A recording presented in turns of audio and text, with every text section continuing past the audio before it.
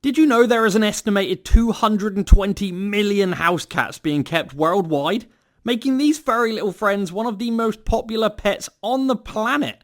And of course they are! Look at that fluffy little face and his tiny little paws and its adorable little purr. It's just so damn cute! So a cat put me in hospital one time. So me and my girlfriend had gone away for a relaxing week in the country. We were staying in a beautiful little cabin in the middle of nowhere, away from work, away from distractions, away from stress, and, as I had wrongly assumed, away from any vicious animals that were going to tear me to shreds. So one day I'm just laying on the sofa enjoying the lovely view of the forest when I see this tiny little black and white cat just wandering its way towards our cabin.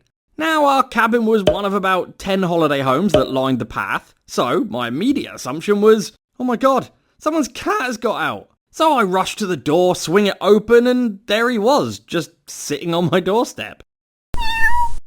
He was a bit timid at first, but eventually let me get close enough to smooth him, and I told my girlfriend to call the management office to see if anyone had lost their cat. I was genuinely concerned, because if this cat ran away, the owners would likely never find it. So I stayed with the cat as my girlfriend tried again and again to get in contact with anyone that may be able to help. But with every unanswered phone call, I knew that it was only a matter of time before this little fluffball gets bored and just wanders off into the forest, never to be seen again. I knew that sooner or later I was going to have to try and get this cat into the house, or at least until we could find the owner. But this thing was timid, shy, and definitely would not take kindly to being grabbed and kidnapped into our cabin. But after many failed attempts of getting in contact with anyone, I figured I needed to do the honourable thing and be the hero that this cat really needed.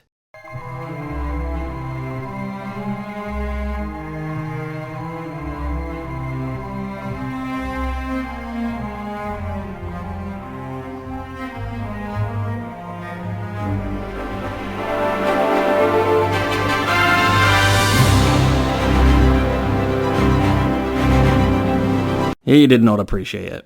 I grabbed the cat, who immediately transformed into a tornado of claws and teeth, and ran into the cabin, closing the door behind me. I was hurt, but it was a job well done.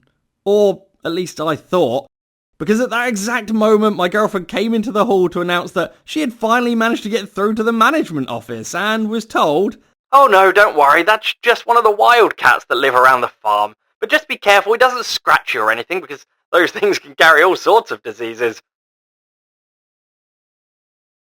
So off we go to the local hospital, with me now wondering the whole time how on earth I'm going to explain this to a doctor and not look like a complete idiot. So I saw this random wildcat in the woods, and I decided it would be a great idea to kidnap it against its will. Well, okay then. So the doctor disappears for a while and comes back to explain that due to me not having had most of the usual preventative injections as a kid, I'm not really protected against anything. At this point, I'm sure it's the end for me. I'm writing out my last will, I'm carving my gravestone. However, the doctor tells me there's nothing to worry about. She's just going to give me a simple, routine tetanus injection, but will also arrange to have all my other required vaccinations done when I get back home. Whew, I was really starting to panic there. Turns out there was nothing to be scared of after all. Okay, Jay, are you ready for your injection?